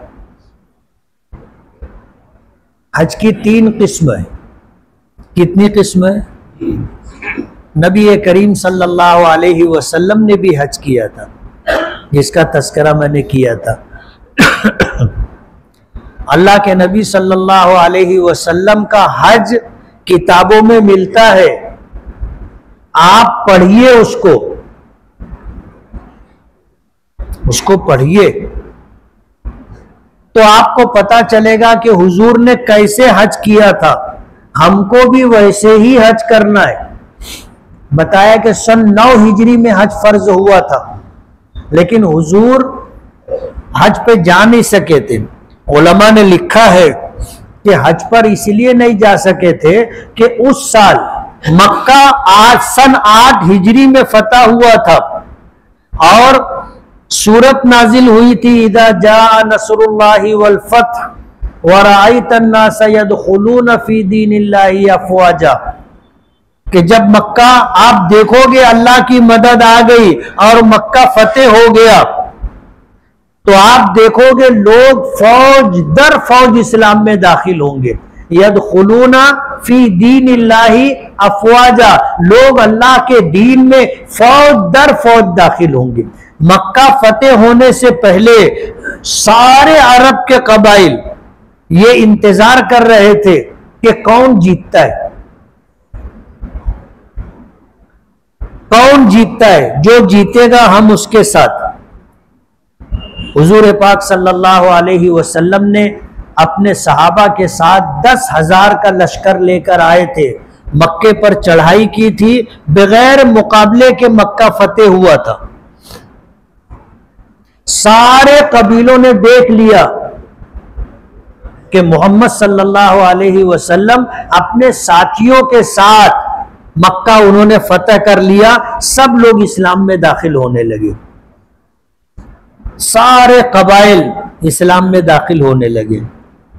तो सन 9 हिजरी में हुजूर को हज करने का वक्त नहीं मिला, और सन 9 हिजरी जो है उसको आमुल वफूद कहा जाता है। वफ्द कहते हैं जमात, टीम, कुछ अफराद, ये सब जो है मदीना आ रहे थे, हुजूर से मिल रहे थे, इस्लाम कबूल कर रहे थे। तो हुजूर को हज करने का मौका नहीं मिला। आपने हजरत अबू बकर को अमीरुल हज बना करके हज के लिए रवाना किया था। हजरत अबू बकर के साथ 400 लोगों ने हज किया था। कितने लोगों ने? 400 लोगों ने। लेकिन सब जब आइंदा साल सन 10 हिजरी में हुजूर ने हज का ऐलान किया तो आपके साथ 1,24,000 लोगों ने हज किया। 1,24,000 लोगों ने। ऐसे भी लोग थे जो अपनी गुर्बत की वजह से, सवारी ना होने की वजह से हज नहीं कर सके, उनको कसक थी, रोते थे लोग। अल्लाह के नबी जब हज करके वापस आए तो बुखारी शरीफ में आता है कि एक सहाबिया खातून आई, आ करके अल्लाह के नबी से कहने लगी कि आप हज पर गए, हमारे घर 2 सवारी थी, 2 ऊंट थे, एक ऊंट मेरे शौहर और बेटे ने लिया और आपके साथ हज के लिए चले गए, और एक खेती के लिए और बागात के लिए, पानी की सैराबी के लिए एक ऊंट इस्तेमाल होता रहा। तो मैं चाह कर भी आपके साथ हज नहीं कर सकी, अब मैं क्या करूं?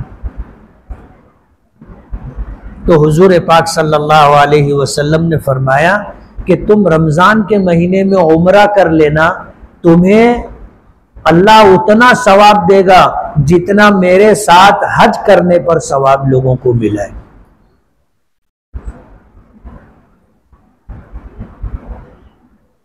जाहिर बात है, जिनको अल्लाह ने नवाजा था उन्होंने हुजूर के साथ हज कर लिया, लेकिन जाहिर बात है उस वक्त जितने मुसलमान थे सब तो आपके साथ हज नहीं कर सके।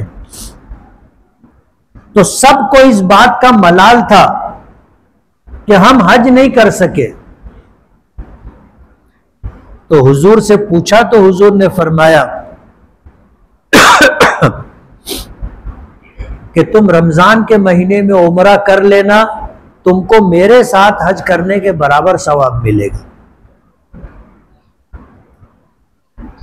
ये अल्लाह पाक का करम है, अल्लाह की अता व बख्शिश है। अगर सहाबे किराम कुछ पीछे नहीं रह जाते और वो हुजूर से नहीं पूछते तो हमको कैसे मालूम होता?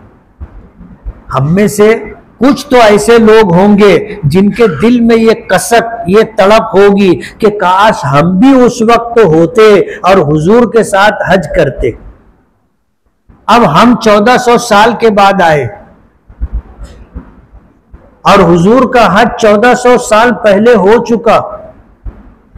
हम अगर हज करेंगे तो वो हज का सवाब तो हुजूर के साथ हज करने जैसा नहीं, और अगर हम वो सवाब हासिल करना चाहें तो हमारे लिए मुमकिन नहीं।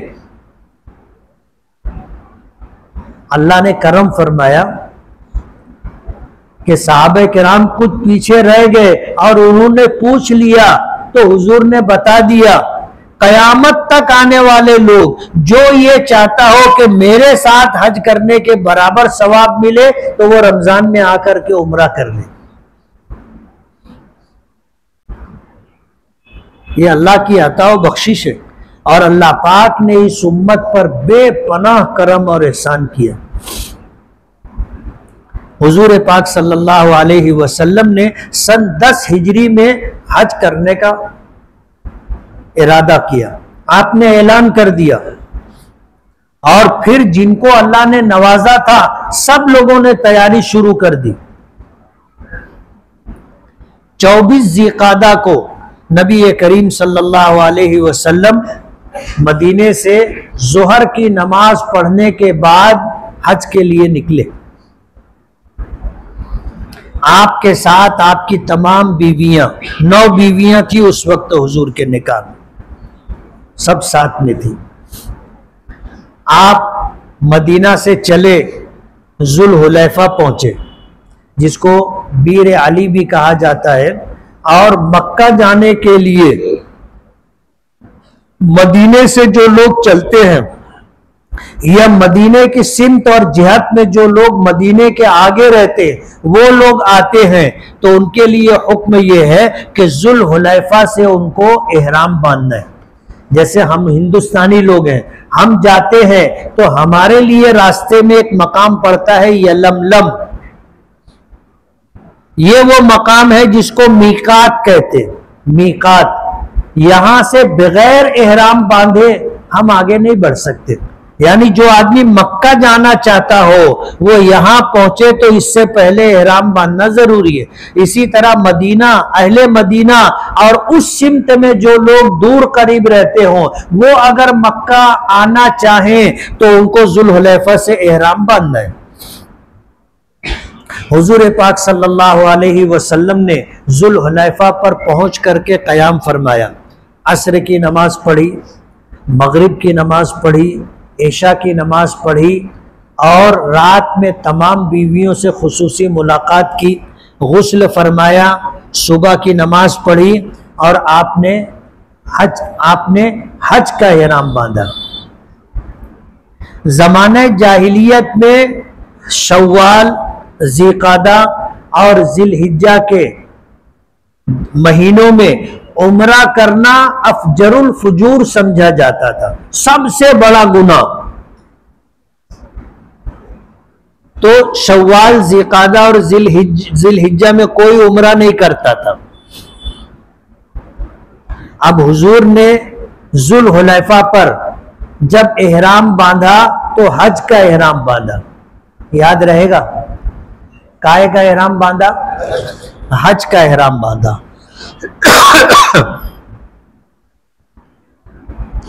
आप वहां से रवाना हुए, आगे बढ़े तो आप पुराना रास्ता जो मदीने से मक्का और मक्के से मदीना आने जाने का था, उस रास्ते से आप मक्के की तरफ आगे बढ़े। रास्ते में एक वादी पड़ी, वादी अकीक। जब वहां हुजूर पहुंचे तो हजरत जिब्राइल आए और आ करके अल्लाह का पैगाम दिया, कुल उम्रतुन फी हज्जतिन, कि मैं इसी हज के एहराम में उम्रे की भी नियत करता हूं।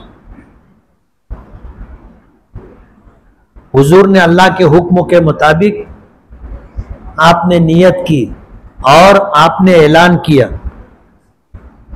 उम्रतुन फी हज्जतिन, के हज के साथ उम्रे की भी नियत। और उस जमाने में उम्रा करना सबसे बड़ा गुनाह समझा जाता था और यह बात गलत थी। इसलिए अल्लाह पाक ने अपने नबी के जरिए इसका ऐलान करवाया और अपने नबी से अमल करवा करके इस बात की तरदीद करवा दी कि शव्वाल, ज़िक़ाद और ज़िलहिज्जा में उम्रा करना कोई गुनाह नहीं है। अब हुजूर पाक सल्लल्लाहु अलैहि वसल्लम 24 ज़िक़ादा को मदीने से चले थे। 10 दिन सफर करके आप मक्का मुकर्रमा पहुंचे। 4 ज़िलहिज्जा को आप पहुंचे और पहुंचने के बाद आपने मक्के के मशरिकी सिमत में एक मकाम है बतहा एक महल्ला है, वहां उस जगह पर आपने अपने खेमे लगवाए और वहां आपने कयाम किया और फिर तमाम लोगों के साथ आ करके आपने उम्रा किया, बैतुल्लाह का तवाफ किया 7 चक्कर। एक तवाफ में कितने चक्कर होते हैं? 7 चक्कर। एक चक्कर नहीं कितने चक्कर होते? 7 चक्कर करेंगे तो एक तवाफ होगा। और ये इतना जता करके मैं इसलिए बता रहा हूं कि मालेगांव के कुछ हाजी थे जो हज क्लास में कभी गए नहीं, हमारे साथ हज पे गए, मेरे ही ग्रुप में थे। अब वो बोलने लगे कि रात में ईशा की नमाज के बाद खाना वाना खा करके बोले तवाफ करने चलने का। बोलो चलो। अब हम लोग सब साथ में नीचे उतरे, लिफ्ट से निकले तो कुछ लोग बैठे हुए थे, बोले ओ मुफ्ती साहब। बोले क्या? बोले कुछ मसला है।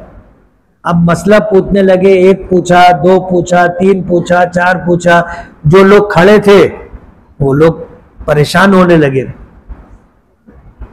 वो भी बोलने लगे ओ मुफ्ती साहब। तो मैंने कहा तुम लोग चलो, मैं आता हूं। वो लोग गए। अब कुछ देर के बाद जब मैं जाने लगा तो वो लोग वापस आ रहे थे। तो बोले क्या हो गया, क्यों वापस जा रहे हैं? बोले हो गया ना तवाफ। बोलो कितना तवाफ किए? बोले 3। बोलो 3 तवाफ कर लिए? इतने टाइम में तो एक भी नहीं होगा।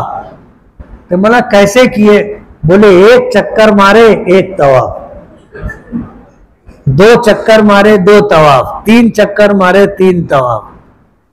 मालेगांव के लोग थे। अरे मैंने कहा कि उम्रे में कैसे तुम तवाफ किए थे? बोले 7 चक्कर। बोलो 7 चक्कर करोगे तो तवाफ होगा, चलो वापस।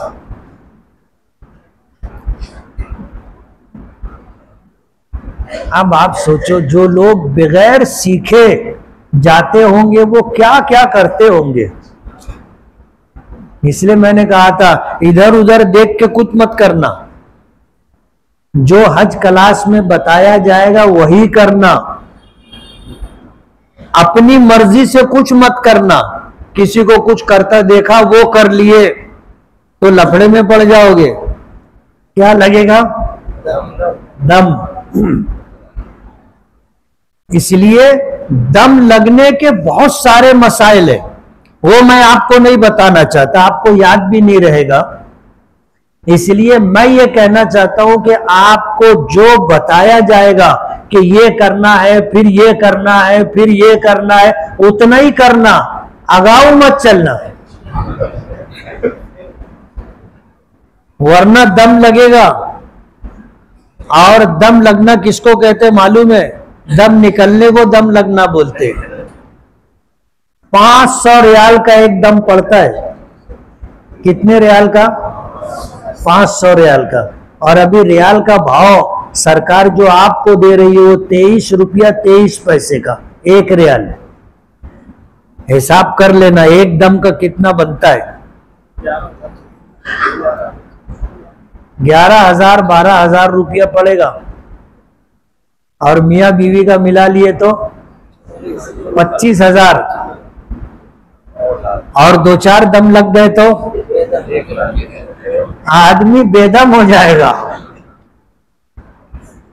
इसलिए कौन क्या कर रहा है आपको वो देखने की जरूरत नहीं। आपको क्या करना है आपको हज क्लास में बताया जा रहा है, आपको यही करना है। कोई कुछ भी करे अपने को उससे कोई मतलब नहीं।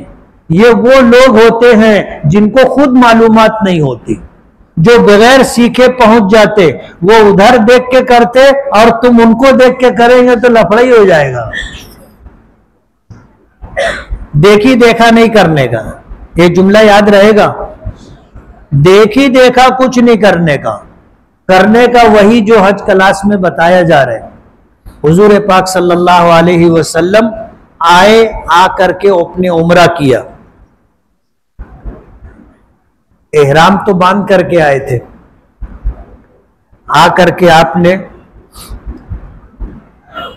बैतुल्लाह पर पहली नजर पड़ी तो आपने दुआ की। और दुआ की कबूलियत में सबसे पहला मौका है ये। अल्लाह के घर पर नजर पड़े तो दुआ कबूल होती है। हुजूर ने दुआ की, अल्लाहुम्मा ज़िद बैतक हाज़ा तशरीफ़न व ताज़ीमन व तकरीमन व महाबा, अल्लाहुम्मा ज़िद मन शर्रफ़हु व कर्रमहु मिम्मन हज्जहु अव इतमरा। कि अल्लाह तेरे घर को इज्जत अता फरमा, शराफत अता फरमा, करामत अता फरमा, हैबत अता फरमा। और जो शख्स हज या उम्रा करने के लिए आए उसे भी तू शराफत अता कर, इज्जत अता कर, करामत अता कर, हैबत अता कर। हुजूर की दुआ है।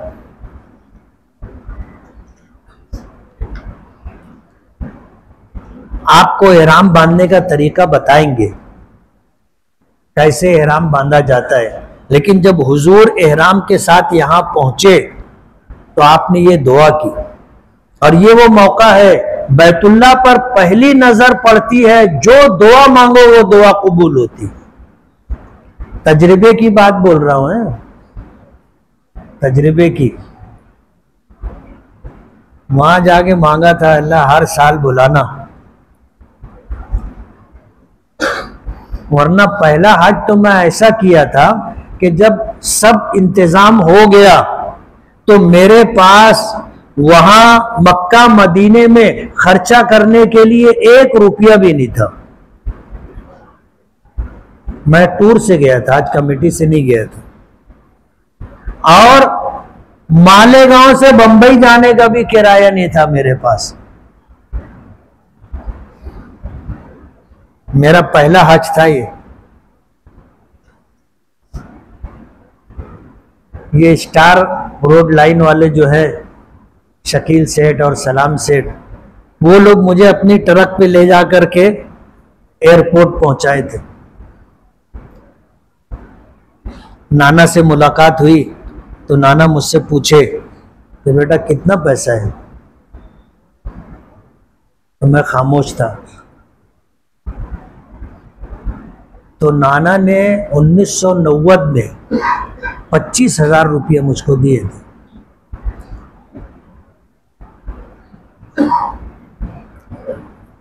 फिर मैं गया हज के लिए, हज करके आया। मेरा तजुर्बा है, जो मांगा अल्लाह ने सब दिया। दुनिया में तो हमने देख लिया, आखिरत के लिए जो मांगा इंशाअल्लाह वो भी मिलेगा।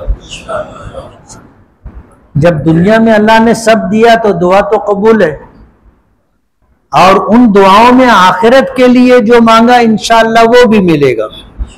भरोसा है, यकीन है, ईमान है। इसलिए जो दुआ मांगोगे वो दुआ कबूल होगी। हुजूर पाक सल्लल्लाहु अलैहि वसल्लम ने दुआ मांगी, हर एक की अलग अलग दुआ होती है। इमाम आजम अबू हनीफा रहमतुल्लाह अलैह ने दुआ मांगी कि अल्लाह जिंदगी में जब कभी जहां कहीं जो दुआ मांगू वो कबूल करना। जिंदगी भर की दुआओं की कबूलियत मांगी। अल्लाह के घर पर नजर पड़ी, पलक झपकने से पहले दुआ मांगी कि अल्लाह जिंदगी में जब कभी जहां कहीं जो दुआ मांगो कबूल करना। आपको भी जो अच्छा लगे मांग लेना। हुजूर ने तो क्या मांगा था, अल्लाहुम्मा ज़िद बैतका हाज़ा तशरीफ़न व ताज़ीमन व तकरीमन व महाबा। अल्लाह अपने घर को इज्जत, शराफत, करामत और हैबत अता फरमा और इसमें इजाफा फरमा। और फिर दुआ की, अल्लाहुम्मा ज़िद मन शर्रफ़हु व कर्रमहु मिम्मन हज्जहु अव इतमरा। क़यामत तक जो कोई तेरे घर के लिए, तेरे घर पर आए हज के लिए, उम्रा के लिए, उसे भी इज्जत दे, शराफत दे, करामत दे और हैबत अता फरमा। और फिर हुजूर पाक सल्लल्लाहु अलैहि वसल्लम ने उम्रे के लिए बैतुल्लाह का तवाफ करना है, ये नियत की कि अल्लाह मैं तेरे घर के तवाफ की नियत करता हूं उम्रे के लिए 7 चक्कर के साथ, तो इसे कबूल फरमा और आसान फरमा।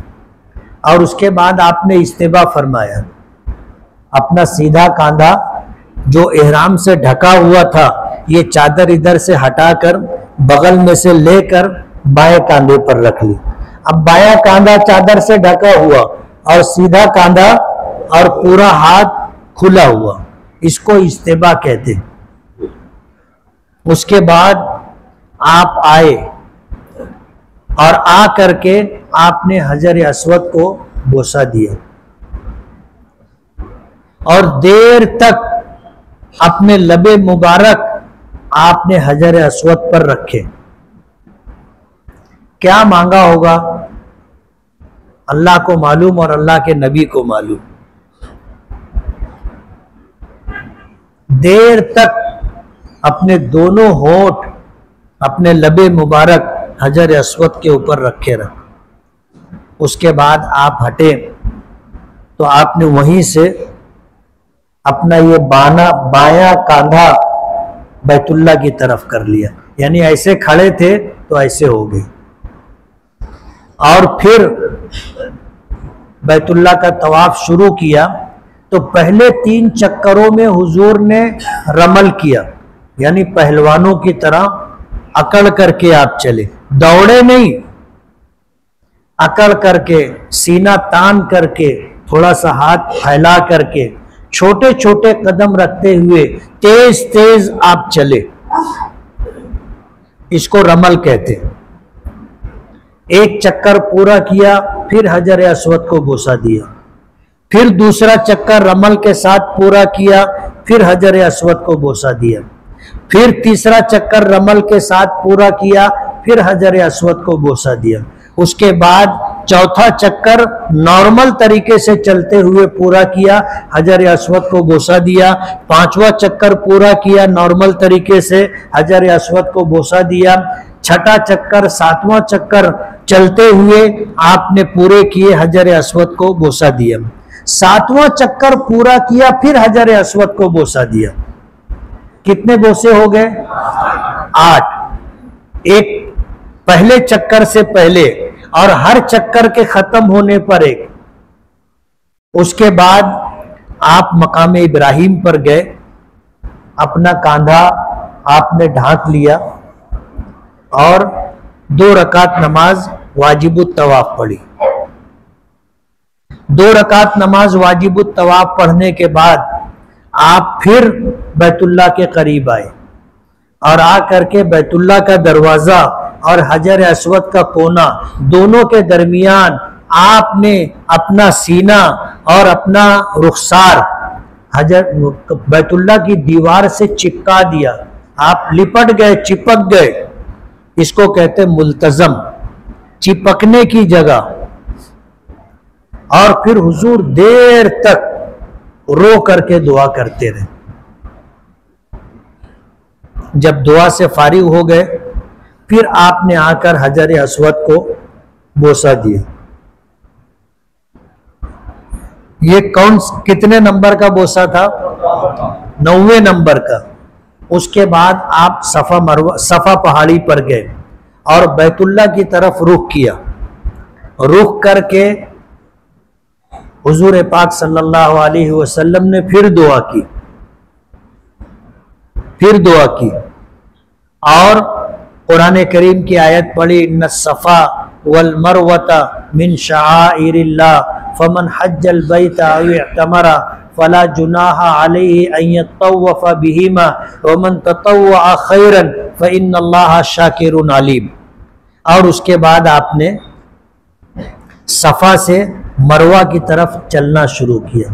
दरमियान में मीलैन अखजरैन है, यानी वो हिस्सा जहां हजरत हाजरा गहराई में आई थी और हजरत इस्माइल नजर आना बंद हो गए थे, तो हजरत हाजरा ने दौड़ करके उतना फासला तय किया था जहां तक हजरत इस्माइल नजर नहीं आए थे। हुजूर ने भी उस जगह को दौड़ करके पार किया, फिर चल करके आप मरवा पर पहुंचे। ऐसे 7 चक्कर लगाए। कितने चक्कर? 7 चक्कर। कोई दुआ मुतय्यन नहीं है, मुकर्रर नहीं है। आप दौरान तवाफ भी दुआ करना है और दौरान सही सफा मरवा के दरमियान भी दुआ करना है। जो दुआ आपको करना है आप करो। जो दुआएं हुजूर ने मांगी हैं, जो दुआएं सहाबा ने मांगी हैं, जो दुआएं औलियाए किराम ने मांगी हैं, जो दुआएं बुजुर्गान दीन ने मांगी, उलमा ने मांगी, मुफस्सिरीन ने, फुकहा ने मांगी, जो दुआएं आपको मिल जाए वो दुआएं आप मांगो। अरबी में मांगना चाहो, समझती हो अरबी में मांगो, वरना आप अपनी जुबान में दुआ मांगो। सारी जुबानें किसने बनाई है? अल्लाह ने, और सारी जुबानें अल्लाह जानता है। इसलिए आप जो दुआ मांगना हो मांगो। बैतुल्लाह पे नजर पड़े तो दुआ कबूल होती है, मताफ में दुआ कबूल होती है, हजर अस्वद के सामने दुआ कबूल होती है, दौरान तवाफ दुआ कबूल होती है, मकाम इब्राहिम पर दुआ कबूल होती है, मुल्तजम पर दुआ कबूल होती है, जमजम के कुएं के पास दुआ कबूल होती है, सफा पहाड़ी पे दुआ कबूल होती है, सफा मरवा के दरमियान दुआ कबूल होती है, मरवा पर दुआ कबूल होती है, मिना में दुआ कबूल होती है, दोनों शैतानों के दरमियान दुआ कबूल होती है, अरफात में दुआ कबूल होती है, जबल रहमत पर दुआ कबूल होती है, मुजदलिफा में दुआ कबूल होती है, कुर्बानी के वक्त दुआ कबूल होती है। गिने कितना हुआ? कोई नहीं गिना होगा। यही हाल है अपना।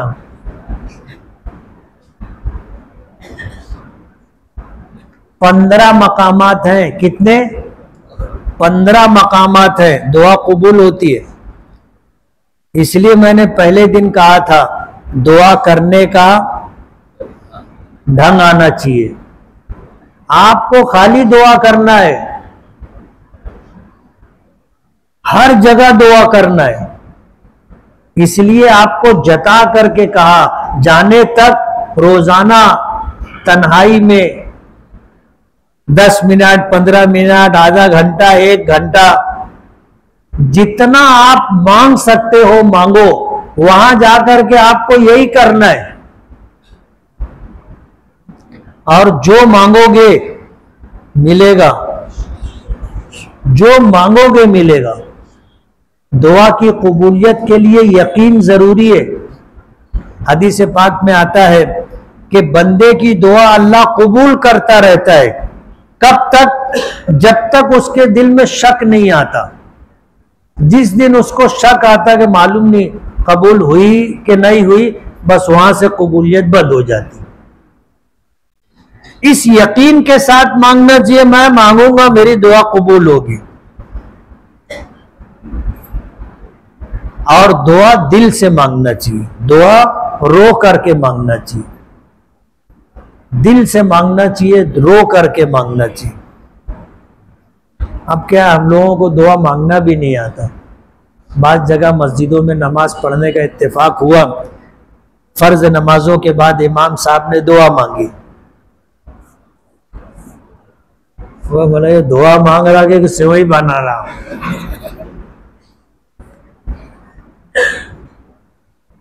और भी अजीब और गरीब हरकत करते लोगों को आप देखना, दुआ मांगते मांगते लोग क्या क्या करते रहते।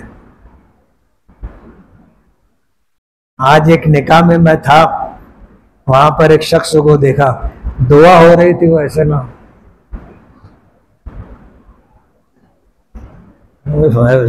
ये दुआ मांग रहा कि मस्जिद का लाइट और छत देख रहा।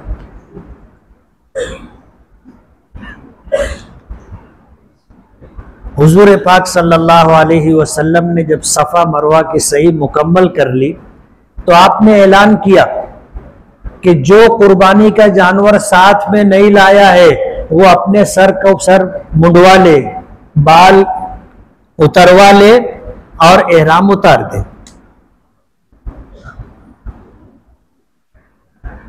अब जमाने जाहिलियत में इन दिनों में उम्रा करना सबसे बड़ा गुनाह समझा जाता था। साहबे किराम को जब हुजूर ने उम्रा करवा लिया तो आपने फरमाया कि जो कुर्बानी का जानवर नहीं लाया है वो अपने सर के बाल मुंडवा दे और एहराम उतार दे। हुजूर जब मदीने से चले थे तो कुर्बानी के लिए 30 ऊंट अपने साथ लाए थे। कितने? 30 ऊंट। और हजरत अली रजी अल्लाह ताला अन्हु को यमन भेजा था कि तुम वहां से 70 ऊंट लेके आना। तो टोटल कितने ऊंट हो गए? 100 ऊंट। हुजूर ने हज किया था तो 100 ऊंटों की कुर्बानी की थी, 100 ऊंटों की। हम लोग तो मरी बकरी काटते।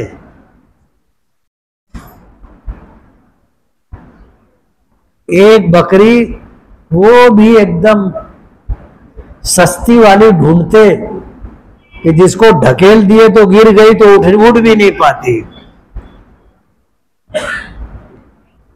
अध मरी बकरी हम लोग काटते पैसा बचाने के लिए। हुजूर ने कितने ऊंट ज़िबा किए थे? 100 ऊंट। और अज़वाज मुतहरात की तरफ से हुजूर ने गाय काटी थी, गाय।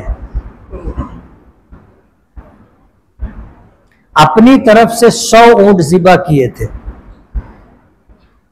जब हुजूर ने ऐलान फरमाया कि जो हदी का जानवर, कुर्बानी का जानवर अपने साथ नहीं लाया हो वो अपने बाल कटवा करके एहराम उतार दे। अब साहबे किराम थोड़ा सा सोच रहे थे कि एक तो उम्रा था नहीं, उम्रा करवाए, और अब आप लोग एहराम बांध के आए हैं हज का, और हुजूर फरमा रहे हैं कि सर मुड़ा के एहराम उतार दो। सोच रहे थे, लेकिन उन्होंने अमल कर लिया। और कब अमल किया? जब हुजूर ने देखा कि सहाबा सब रुक रहे हैं तो हुजूर ने फरमाया लविस्तकबल तो मस्तदबर तो मा सुक्तुल हदिया। अगर मुझे मालूम होता कि आगे चल करके अल्लाह पाक की तरफ से ऐसे ऐसे अहकामात आएंगे तो मैं हदी का जानवर साथ में नहीं लाता, मैं भी उम्रा करके सर मुंडवा करके एहराम उतार देता।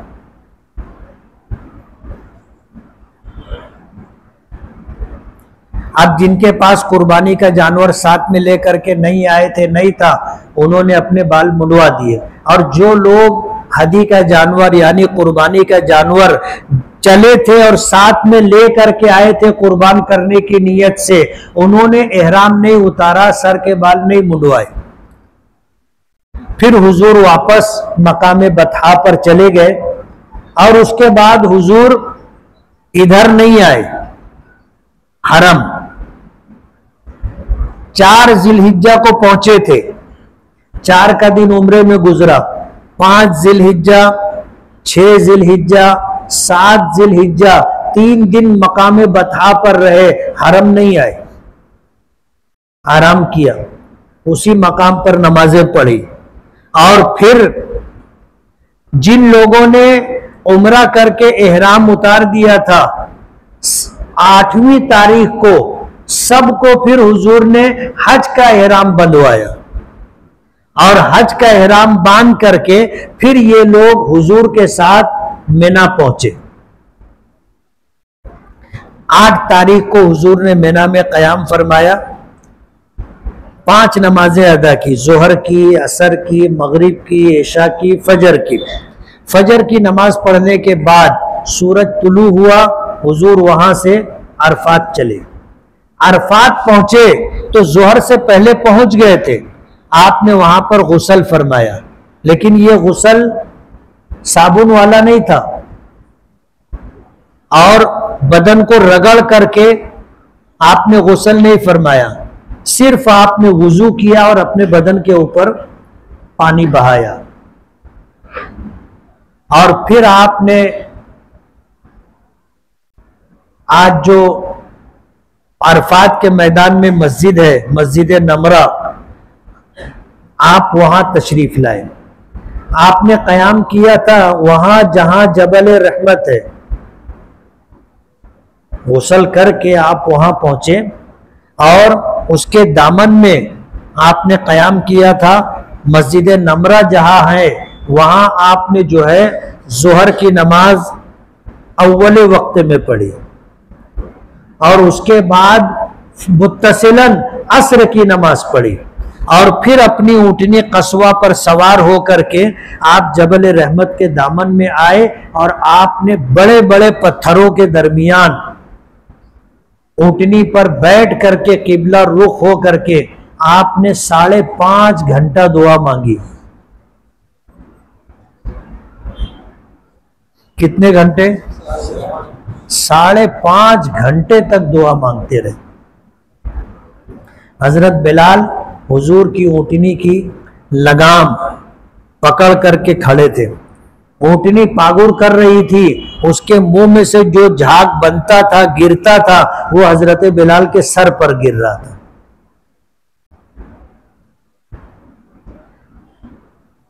आपकी चची हजरत अब्बास रजी अल्लाह ताला अन्हो की बीवी, उन्होंने दूध का प्याला भेजा। सहाबा किराम में इख्तिलाफ था, कुछ लोग कहते थे कि हुजूर रोजे से है, कुछ लोग कह रहे थे कि रोजे से नहीं। हमारे यहाँ रोजा रखा जाता है, जिलहिज्जा का चांद दिखा वहां से 9वीं तारीख तक 9 रोजे रखे जाते। तो 9 तारीख को हुजूर रोजा थे या नहीं थे, ये जानने के लिए अब जिन लोगों ने हुजूर को कुछ खाते पीते नहीं देखा था, वो बोलने लगे कि हुजूर रोजे से।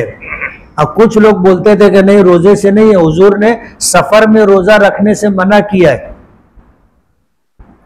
तो हजरत अब्बास रजी अल्लाह ताला अन्हु की बीवी हुजूर की चची ने एक प्याला दूध का भेजा। और दूध ऐसी चीज है जिसके मुताल्लिक हुजूर ने फरमाया कि अगर किसी ने दूध दिया तो इनकार मत करो, खुशबू पेश की तो इनकार मत करो, आप गए किसी ने तकिया दी तो इनकार मत करो। हुजूर ने दूध का प्याला लिया, ऊँटनी पर बैठे हुए थे, आपने पिया तो सब ने देखा कि हुजूर रोजे से नहीं है।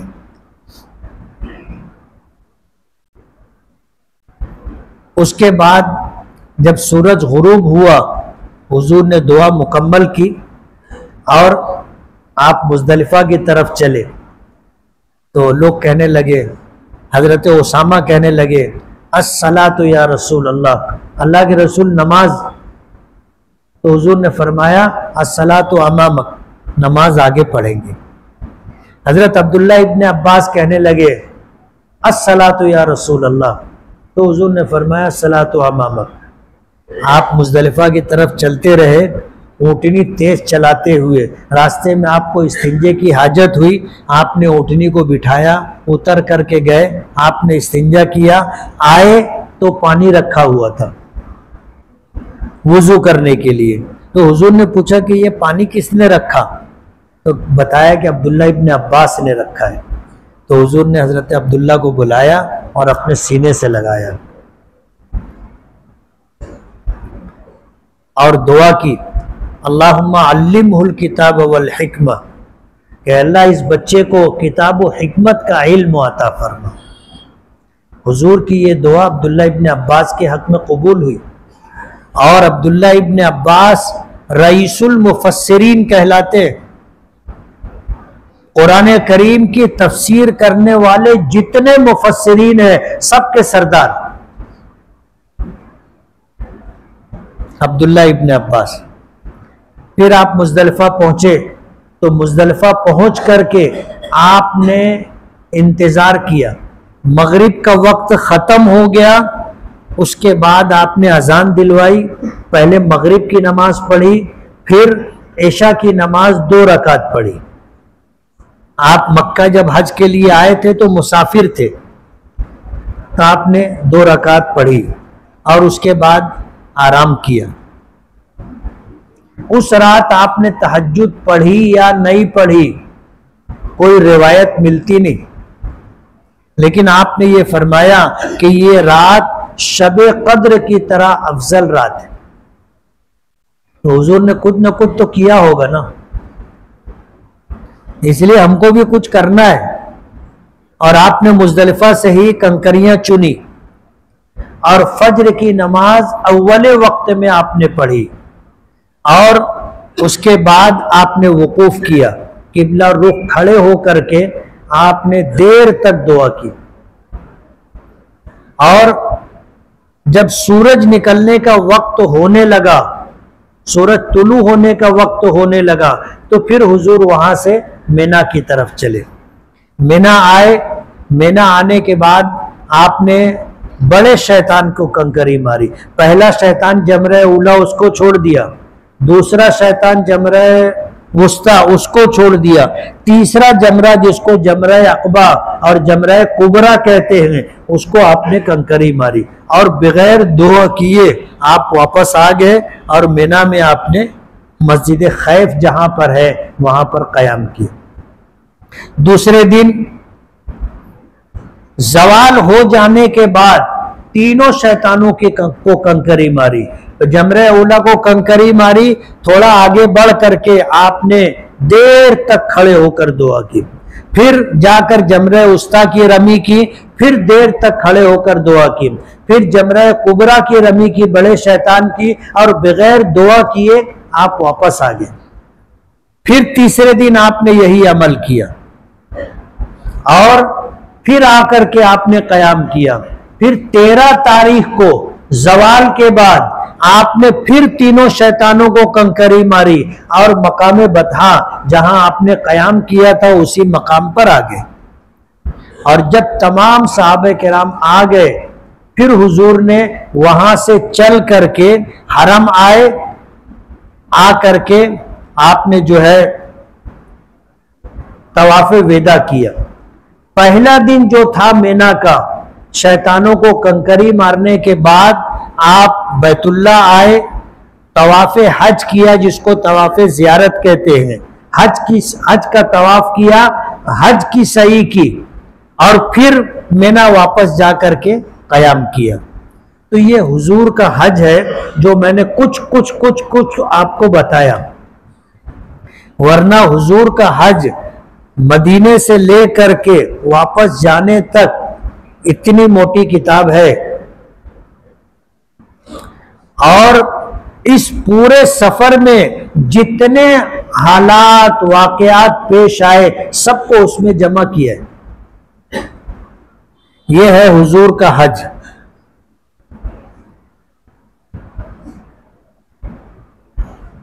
अब इंशाअल्लाह आगे से हज के एहराम, उम्रा और तफसीलात आपको बताएंगे। मैं कल जा रहा हूं दिल्ली। परसों दिल्ली में सुबह 11 बजे टेक्सटाइल मिनिस्टर के साथ मीटिंग है। यहाँ से हमने कुछ मशवरे भेजे थे जो उनको बहुत अच्छे लगे। तो 4 दिन पहले फ़ोन आया था कि अमेरिका ने हिंदुस्तान में टेक्सटाइल मसनूआत पर जो टैरिफ लगाई है उस ताल्लुक से पूरे हिंदुस्तान से किसी का मशवरा नहीं आया, मालेगांव से मशवरा आया है। तो आप दिल्ली आ सकते हो, और अगर आप नहीं आ सकते तो हम मालेगांव आ जाएंगे। मैंने कहा नहीं, हम लोग आ जाएंगे। उन्होंने तारीख भेज दी, 23 तारीख को सुबह 11 बजे टेक्सटाइल सेक्रेटरीज के साथ और दीगर शोबों के सेक्रेटरी लोगों के साथ मीटिंग है। इसलिए कल मैं दिल्ली जा रहा हूँ, रात सफ़र में रहूँगा, परसों सुबह 11 बजे मीटिंग होगी, फिर उसके बाद सफ़र में रहूँगा। तो कल हज क्लास नहीं होगी, परसों हज क्लास नहीं होगी। आने के बाद इंशाअल्लाह जुमेरात को हज क्लास होगी, और उसके बाद शनिचर और इतवार में हज की तालीम मुकम्मल करेंगे। एक ऐलान दूसरा ये था कि नया पूरा मक्की मंजिल में दोपहर में 2:30 बजे से लेके असर तक खवातीन के लिए हज क्लास है, जो मेरी छोटी बहन लेगी। औरतों के कुछ मखसूस मसाइल होते हैं जिनका तस्करा औरतों के दरमियान ही होता है, इसलिए खवातीन वहाँ जाएं तो अच्छा रहेगा। पीर, मंगल, बुध, जुमेरात 4 दिन वो खवातीन की हज क्लास रहेगी। रमजान पूरे में महमूदुल हसन मस्जिद के पास इरफान भाई की अहलिया 3 मई को हज के लिए जाने वाली थी, इंतकाल फरमा गई। अल्लाह ताला उनकी मग़फ़िरत फरमाए। आप सभी लोगों से उनकी मग़फ़िरत के लिए दुआ की दरख्वास्त है। अगर नमाज वाजिबुत तवाफ पढ़ना भूल गए और इंडिया में आकर याद आया तो क्या करना होगा? नमाज वाजिबुत तवाफ हुदूद हरम में पढ़ी जाएगी। कहाँ पढ़ी जाएगी? हुदूद हरम में। आप मताफ में पढ़ो, मस्जिद हराम के बाहर पढ़ो, सहन में, या अपनी बिल्डिंग पर आकर पढ़ लो। जो हरम का एरिया है उसके अंदर पढ़ी जाएगी। आपके जिम्मे वाजिबुत तवाफ बाकी है। आप अल्लाह से दुआ करो कि अल्लाह आपको बुलाए वहां, ताकि आप वाजिबुत तवाफ पढ़ लो। एहराम की हालत में एनर्जी पाउडर पानी में मिला करके पी सकते हैं क्या? एहराम की हालत में खुशबू लगाना, खुशबू सूंघना, खुशबूदार चीज खाना, खुशबूदार चीज पीना मना है। अब एनर्जी पाउडर कैसा होता है वो आप फैसला करोगे। अगर उसमें खुशबू है तो नहीं पी सकते।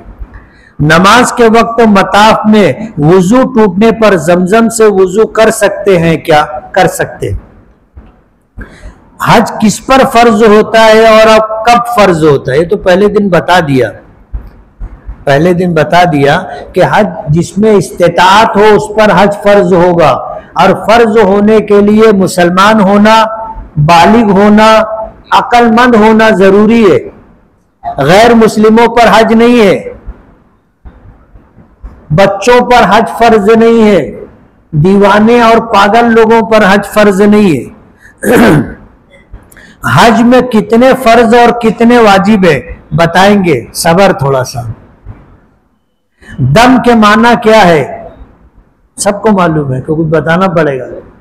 500 रियाल का बकरा लाना पड़ेगा, वो ज़िबा करना पड़ेगा, उसको दम बोलते। हज उम्रे में दम कब लगता है? बहुत ढेर मसाइल है, आपको याद नहीं रहेगा, इसलिए आपको मैंने कहा कि जो बताया जाएगा वही करना बस। हज उम्रे में कबूल होने की क्या अलामतें हैं? आप करोगे तो पता चलेगा। जब आपका दिल गवाही देवे कि हाँ कबूल है तो कबूल है इंशाअल्लाह।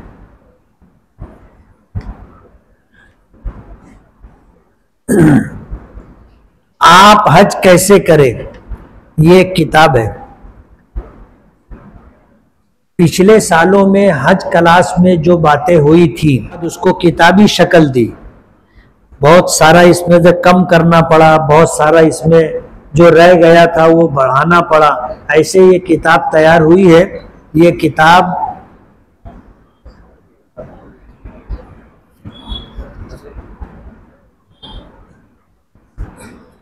इसकी कीमत 70 रुपया है, लेकिन आपको रियायती कीमत 50 रुपये में आपको दी जाएगी। ये किताब आप खरीद लो और 2 दिन में इसको पूरा पढ़ लो। 2 दिन कुछ काम है, 2 दिन छुट्टी है, 2 दिन में इसको पढ़ लो, इंशाअल्लाह जुमेरात को मुलाकात होगी।